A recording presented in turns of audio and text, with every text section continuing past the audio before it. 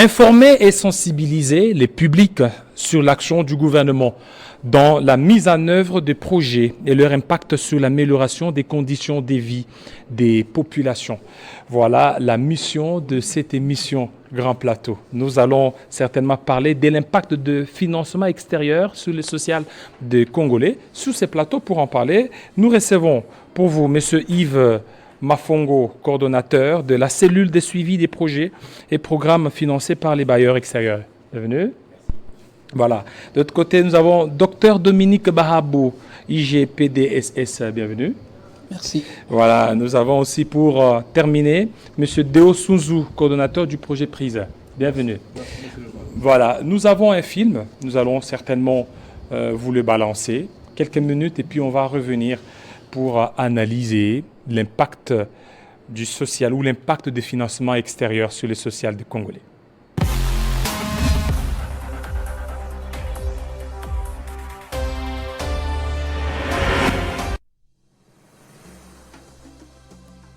Avec l'avènement d'une nouvelle gouvernance à la tête du pays en 2019, sous le leadership de son Excellence M. Félix-Antoine Tshisekedi Tshilombo, la RDC aspire à améliorer durablement les conditions de vie de ses populations en vue de réduire la pauvreté en RDC. Ainsi, en novembre 2020, grâce à une volonté ferme du gouvernement, un nouveau contrat social a été établi entre l'État et les citoyens à travers le plan d'action du gouvernement qui propose la mise en œuvre des réformes publiques visant la traduction de cette vision en politique publique, c'est-à-dire en actions, mesures et stratégies concrètes destinées à atteindre les objectifs du développement de la nation en résumé. Afin de faciliter la réalisation de ce plan, le ministère des Finances a mobilisé ces 5 dernières années des ressources importantes auprès de différents partenaires techniques et financiers en vue de financer la mise en œuvre des projets et programmes pour une nette amélioration des conditions de vie des populations congolaises. Au-delà de l'accroissement du portefeuille des projets sur financement extérieur, qui a plus que triplé en passant de 3 milliards de dollars en 2019 à près de 10 milliards de dollars en 2023, la répartition de ces projets par secteur et par province et ETD a été étendue pour atteindre plus de populations longtemps pénalisées par une pauvreté multidimensionnelle et multisectorielle. En plus de mobiliser leurs ressources, le ministère des Finances a mis en chantier plusieurs réformes pour améliorer la performance des projets et programmes sur financement extérieur afin de maximiser les résultats escomptés. Cependant, des contraintes opérationnelles retardent la transformation des ressources mobilisées en un accès amélioré à l'eau potable, à l'électricité, aux soins de santé, l'éducation de qualité, aux infrastructures routières et numériques en faveur des citoyens congolais. C'est dans ce contexte que la cellule de suivi des projets et programmes, CSPP rénovée, est devenue un acteur clé du suivi de la mise en œuvre des 10 projets et programmes pour le compte du ministère des Finances. Elle vise principalement l'amélioration de la performance des projets et programmes à travers un suivi de proximité. Le portefeuille des projets et programmes suivis par le ministère des Finances comprend plus de 100 opérations reparties en 10 secteurs d'activité et mises en œuvre sur toute l'étendue du territoire national. Il s'agit des secteurs ci-après: éducation, protection sociale, santé, gouvernance, infrastructure, agriculture, commerce extérieur, entrepreneuriat, environnement et changement climatique. Les résultats obtenus et les progrès réalisés par certains de ces projets et programmes méritent d'être portés à la connaissance des populations congolaises. Éducation. Ce secteur a bénéficié d'importants financements qui ont permis d'améliorer l'accès des enfants issus des familles pauvres à la scolarité primaire et d'augmenter la qualité de l'enseignement d'une manière générale, ainsi que de renforcer les systèmes centraux de l'éducation et de la gouvernance au niveau national. En effet, à travers la mise en œuvre de plusieurs projets à impact direct et visible sur l'amélioration des conditions de vie des populations congolaises, des actions ci-après ont été réalisées. La mise en œuvre de la politique de la gratuité de l'enseignement primaire public à travers la suppression des frais scolaires pesant sur les ménages des plus démunis, facilitant ainsi la réinsertion de plus de 4 millions d'enfants en âge scolaire dans le système d'enseignement primaire. Le nettoyage du fichier de paie des enseignants du primaire, la mise en place d'un numéro vert pour lutter contre l'exploitation, les abus et le harcèlement sexuel en milieu scolaire. La mise en place d'un système de recrutement des enseignants et des directeurs d'écoles primaires basé sur le mérite. La réhabilitation et l'équipement de 60 écoles dans les provinces du Bandundu, Olomami et Maniema. la réhabilitation, la construction et la modernisation des écoles de référence telles que l'Athénée royal de Kananga, etc. Ces financements ont également permis à 10 millions d'élèves scolarisés dans l'enseignement primaire de bénéficier de manuels scolaires sur l'ensemble du pays. 3 millions d'élèves de bénéficier d'un meilleur enseignement grâce à la formation d'inspecteurs, de chefs d'établissement et d'enseignants. 64 500 enseignants de première et deuxième de bénéficier de la formation en lecture et 1200 enseignants formés dans le système d'EPE réformé. Santé. Le secteur de la santé en RDC a longtemps souffert d'une carence en infrastructures et en médicaments essentiels de qualité.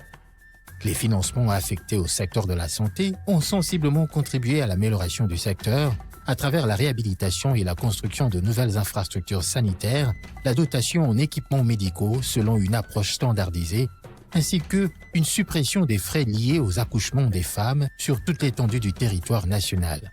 Plus spécifiquement, 900 000 femmes ont bénéficié d'accouchements gratuits, 60 centres de santé ont été réhabilités et équipés dans les provinces du Bandundu, Olomami et Maniema. 59 hôpitaux du pays ont reçu des équipements médicaux et médicaments pour une valeur de 30 millions de dollars américains. Des millions de doses de vaccins J&J d'une valeur de 10 millions de dollars américains ont été octroyées à la population dans le cadre de la lutte contre la pandémie COVID-19. 404 000 femmes ont bénéficié des soins prénatals gratuits.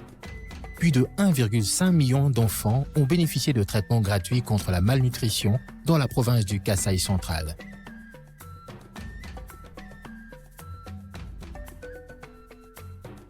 Énergie. Le volet énergie du projet de développement multisectoriel et de résilience urbaine de Kinshasa, électrification par système solaire de bâtiments publics et centres de santé et d'enseignement et implantation de points d'éclairage public. Électrification du site de l'Université de Kinshasa par système solaire photovoltaïque. Protection de postes et sous-stations SNEL contre les inondations et les érosions. Le gouvernement de la République démocratique du Congo a lancé le premier module sur 3 au complexe industriel de l'Ozone afin d'améliorer la desserte en eau potable au niveau de la ville de Kinshasa, avec une capacité totale de production de 330 000 m3 par jour, offrant ainsi l'accès à l'eau potable à plus de 2 millions de personnes à Kinshasa. Les bénéficiaires se réjouissent d'une eau qui coule désormais avec une forte pression dans des zones qui connaissaient une difficulté jusqu'alors. L'offre à terme sera de 650 000 m3 pour une large couverture. Lorsqu'on sait qu'en RDC, seulement 45% de la population a accès à l'eau potable, l'objectif de 80% en milieu urbain et 60% en milieu rural à l'objectif 2030 est en marche. Entrepreneuriat. Initié par l'État congolais, mis en œuvre en 2019, le projet vise une augmentation des revenus du secteur privé en RDC, dominé par des micro et petites entreprises. Un coup de pouce à l'entrepreneuriat, destiné à appuyer le potentiel de croissance des entreprises privées en RDC, pour impacter et créer de la valeur dans l'amélioration des conditions de vie des populations à travers l'autonomisation des centaines de milliers d'entrepreneurs. Depuis son initiative, 430 PME ont bénéficié à ce jour d'un accompagnement complet et plus de 960 jeunes ont reçu le même accompagnement.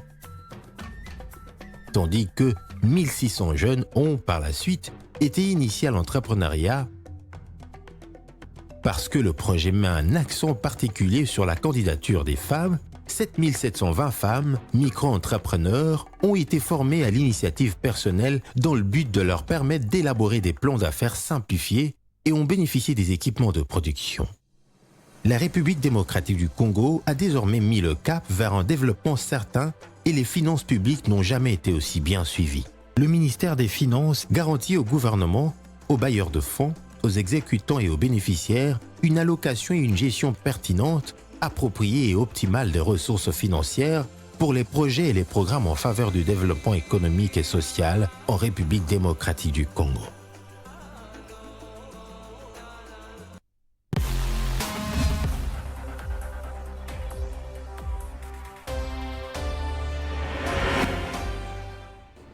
Voilà, vous venez tous de suivre la vidéo, c'est qu'a été les financements extérieurs, mais nous allons certainement essayer de décrypter ce qu'a été ce film avec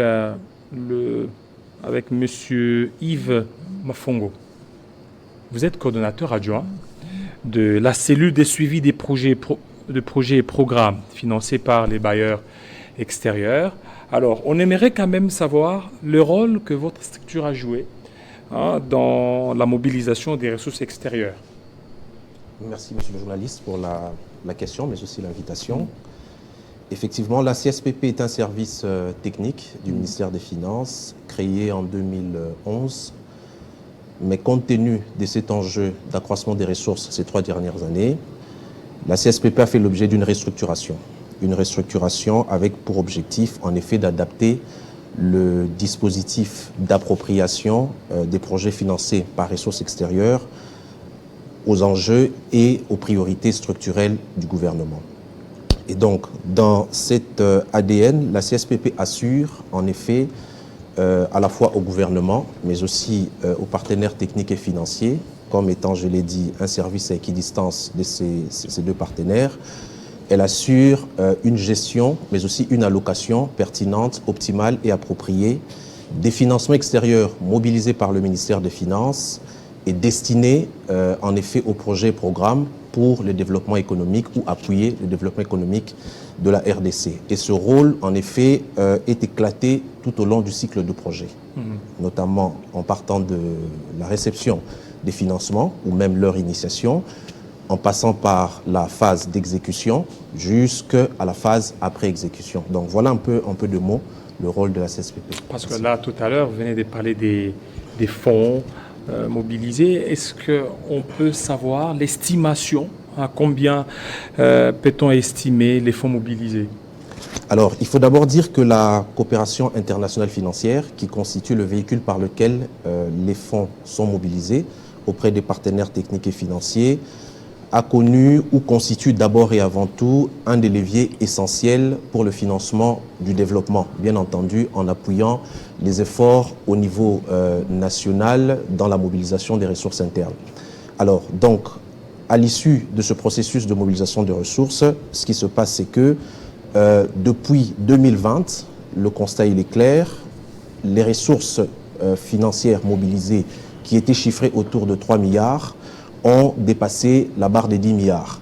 Et c'est là, bien entendu, grâce à des efforts qui ont été réalisés, notamment, comme je l'ai dit, en restructurant le rôle de la CSPP, mais aussi et surtout auprès des partenaires financiers de la RDC, qui sont notamment la Banque mondiale, la Banque africaine de développement, la BADEA, qui est la Banque africaine pour le développement économique de l'Afrique, l'Agence pour le développement international du Fonds de l'OPEC, mais aussi les partenaires bilatéraux tels que l'Agence française de développement et la KfW.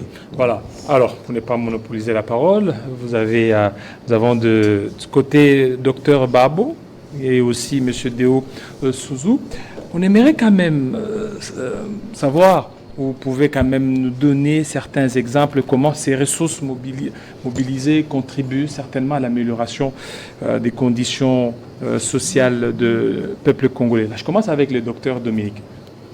Oui, merci beaucoup pour la question. Comme il a été dit, de plus en plus, il y a des ressources qui ont été mobilisées pour différents secteurs, et cela pour améliorer le bien-être de la population. Et en ce qui concerne le domaine de la santé, déjà à partir de 2016 à ce jour, il y a plus d'1,6 milliard de dollars. 1 milliard. 1,6 milliard de dollars qui ont été mobilisés pour le secteur. Et ces ressources qui ont été mobilisées, bien évidemment, ont été investies sur les priorités du secteur. Et comme vous pouvez le savoir, dans le domaine de la santé, il y a 2 aspects principaux. Il y a d'abord l'offre de services. Et de l'autre côté, il y a l'accès aux services. Et donc, nous travaillons sur les 2 axes. Quand je parle de l'offre de services, c'est tout ce que nous devons mettre comme ressources dans les secteurs pour que les soins de santé ou les services de santé soient disponibles. Et donc, dans ce cadre de l'offre de services, nous avons bien évidemment investi en ce qui concerne les infrastructures. Il y a Actuellement, on est en train d'aller vers plus de 400 établissements de soins qui ont été réhabilités et construits. Ça sera bientôt, je crois, plus de 3000 établissements de soins qui vont bénéficier d'un équipement de base. Il y a bien évidemment les médicaments et au-delà de tout ça, c'est aussi l'investissement dans les ressources humaines. Donc, ça, ce n'est que pour les aspects d'établissement de soins classiques, mais au-delà, nous travaillons aussi beaucoup dans les domaines des laboratoires. Et c'est beaucoup plus pour la lutte contre les maladies. Vous savez, lorsqu'il y a surtout que vous êtes docteur. Hein, voilà. Quand une épidémie survient, tout de suite, la question qui se pose, comment on pose les diagnostics? Et souvent, dans notre pays, on a eu ce genre de problèmes. Grâce à ces financements, il y a un réseau de laboratoires qui est mis en place et ça permet aujourd'hui, s'il y a un phénomène épidémique qui se déclare, on peut, avec les moyens de bord, poser les diagnostics et ainsi organiser la riposte très rapidement. Nous devons également signaler que c'est grâce à ces financements-là que le pays a tant soit peu riposté à l'épidémie de la Covid-19. Comme ça a été montré dans les petits films, plus de 10 millions de doses de vaccins dont a bénéficié la population congolaise ont été achetées grâce à ces financements-là. Et même lorsqu'il était question de prendre en charge les cas de Covid, c'est encore une fois grâce à ces financements que beaucoup de malades ont bénéficié de soins. Et il y a un élément important à signaler, c'est que lorsque l'épidémie de la Covid-19 avait commencé, sur toute l'étendue du pays, il n'y avait aucune structure qui produisait de l'oxygène. Vous le savez probablement, l'oxygène médical a été un élément essentiel pour la prise en charge des malades. Et aujourd'hui, avec ces financements, il y a plus de 20 unités de production d'oxygène qui sont étendues, disons, installées sur toute l'étendue du pays. Alors, j'ai parlé de l'offre, c'est tout ce qu'on a mis en place comme dispositif pour offrir les soins, mais de l'autre côté, on a travaillé aussi sur les aspects d'accès. Les soins peuvent être là, mais si on n'a pas les moyens, on n'accède pas. Et donc, grâce à ces projets, il y a eu des subventionnements de soins qui ont permis, déjà, on a parlé tout à l'heure des accouchements gratuits, presque 1 million de femmes qui ont bénéficié de soins gratuits pour les accouchements et pour les soins aux nouveau-nés. Mais au-delà de ça, c'est un processus qui continue. Et de l'autre côté, la population générale a également bénéficié de facilités d'accès aux soins par le subventionnement qui a réduit les tarifs des soins. Donc, de manière générale, ces investissements ont impacté, je dirais de manière directe, plus de 50 millions de personnes, mais au-delà, c'est toute la population parce que nous travaillons, je disais, sur les épidémies. Vous avez de 50 millions de personnes? Tout à fait. Vous avez bien évalué ou ça c'est juste les statistiques? Nous avons bien évalué parce que nous avons au niveau du secteur de la santé 4 projets actifs. Et pour les 4 projets actifs, nous sommes presque dans 20 provinces 20. aujourd'hui. 20 sur 26. Voilà, et donc si on prend les types d'interventions que nous faisons et les bénéficiaires, on a plus de 50 millions, j'ai dit, qui sont impactés de manière directe. Mais au-delà, c'est pratiquement toute la population. J'ai donné l'exemple des usines de fabrication, de production d'oxygène qui sont là. D'une manière ou d'une autre, peut-être immédiatement on n'en profite pas, mais s'il arrivait qu'on a un cas un problème de santé, facilement on peut accéder au service et avoir accès à l'oxygène parce que nous avons installé.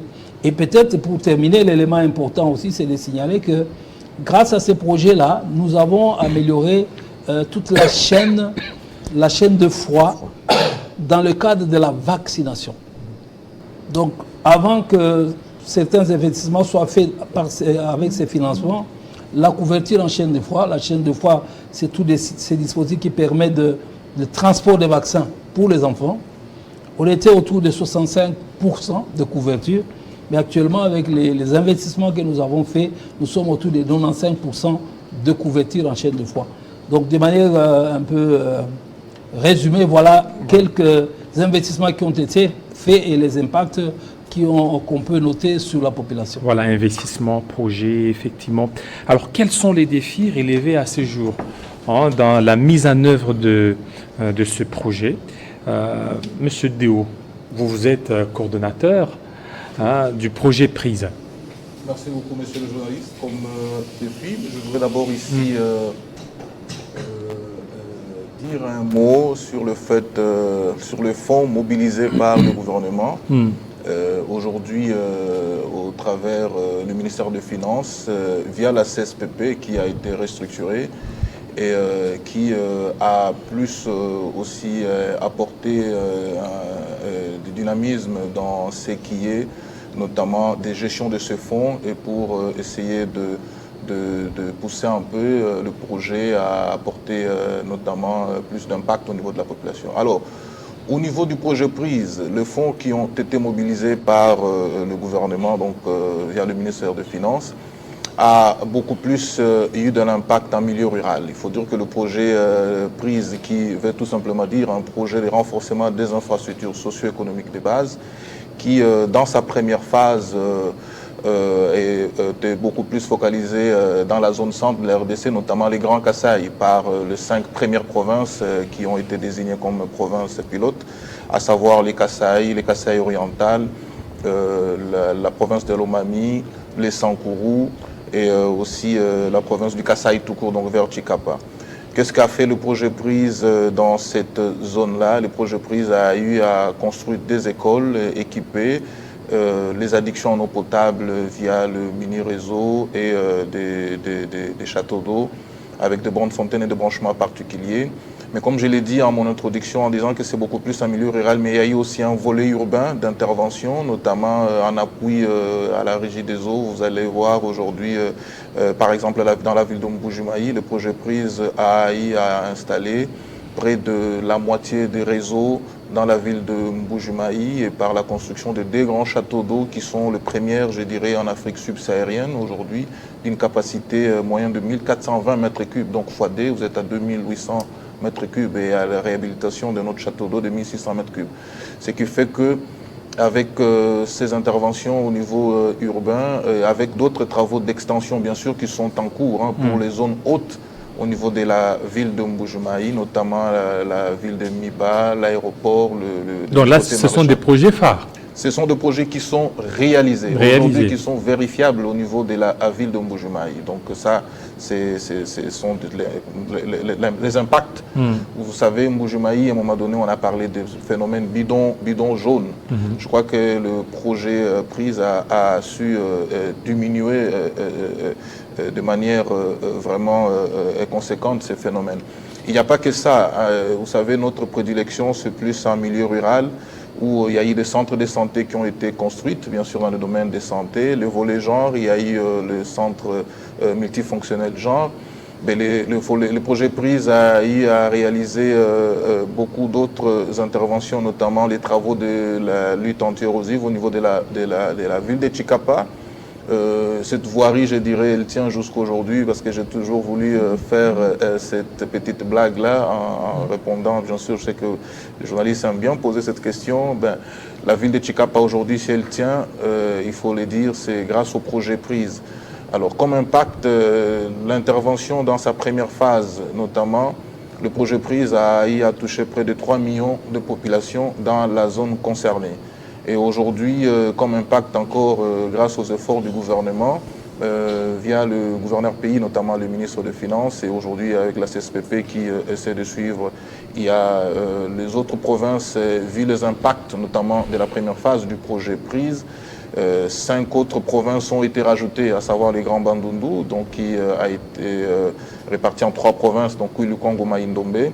Il y a la province du Maniema aussi et ensuite la province de Olomami. Toujours par les mêmes ouvrages, puisqu'il faut dire une chose, que ces zones, dans les temps, je vais peut-être rajouter ce que mon prédécesseur venait de dire. Pourquoi ces interventions? C'est parce que ce sont des zones qui, dans son temps, ont présenté des taux faibles à la santé, à l'éducation et aussi à l'assainissement. Donc je parlais des ouvrages d'addiction en eau potable, mais j'ai omis de vous parler des ouvrages d'assainissement, c'est-à-dire de la construction des latrines. Il y a eu plus de 505 latrines qui ont été construites dans les Grands Kasaï. Donc c'est quand même quelque chose aussi d'important qu'il faudrait signaler ici comme impact. Donc voilà un peu de manière... Pourquoi Grand Kasaï et Chikapa alors qu'il y a d'autres provinces Pourquoi vous avez voulu seulement... Oui, pourquoi les Grands Kasaï? Donc je venais de le dire, c'est la zone... Les Grands Kasaï est composé de 5 provinces. Donc ce sont ces 5 provinces qui ont bénéficié de la première phase du projet PRISE. Et pourquoi seulement les Grands Kasaï? Parce que c'est une zone, dont je venais de dire, qui a présenté de faibles taux à l'éducation, à l'assainissement, à l'accès à l'eau potable. Et pour faciliter ces interventions et des mécanismes, notamment techniques, qui ont été retenus via les évaluations, via les études que nous avions menées à son temps, il fallait rapidement, le gouvernement a proposé des interventions rapides, notamment par des mini-réseaux.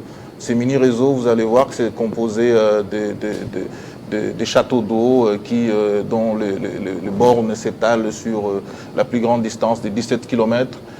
La moyenne distance, c'est 5 km, avec des réservoirs de capacité allant de 30 à 200 mètres cubes d'eau. Et aujourd'hui, nous avons généralisé le fonctionnement de tous ces mini-réseaux par l'énergie voltaïque, vu la difficulté et l'accès de la zone aussi. Alors, les défis les défis majeurs, c'est l'accès d'abord. L'accès, vous savez, travailler en milieu rural, les routes n'existent quasiment pas. Bien, c'est vrai, il y a les entretiens de routes qui suivent, mais la population, il faut aller à la rencontre de cette population. Et pour y accéder dans ces zones, je vous dis, notamment les Sankourou, des fois, il faut, pour un projet de 9 mois, vous le faites en 15 mois. C'est ça le vrai problème. Bon, les défis logistiques, donc d'une manière générale, c'est ce qui constitue plus un défi dans la zone d'intervention du projet. Mais à côté de ça, nous avons développé des mécanismes, nous avons développé des méthodes, vu l'expérience de la zone, qui nous permet aujourd'hui d'atteindre les objectifs dans les délais impartis.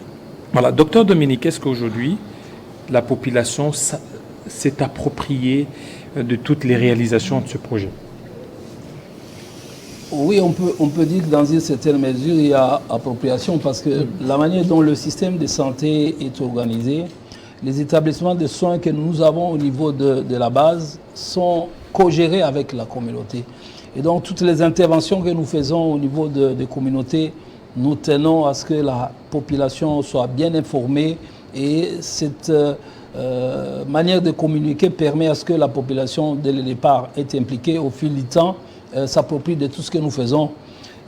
Par exemple, dans le domaine des infrastructures, nous avons veillé à ce que tous les travaux qui se font en périphérie soient réalisés dans la mesure du possible par des entreprises locales, par la population locale qui, selon l'expertise, peut aussi contribuer à la réalisation. Et donc, de manière générale, il y a quand même une appropriation. Voilà. Alors, la cellule, je reviens à la cellule de suivi des projets et programmes financés par les bailleurs de fonds. On aimerait un peu savoir qu'est-ce qu'on peut tirer comme enseignement de la mise en œuvre de tout le projet et financé par les bailleurs de fonds en République démocratique du Congo. En effet, la leçon à tirer, elle est à plusieurs niveaux, à plusieurs égards.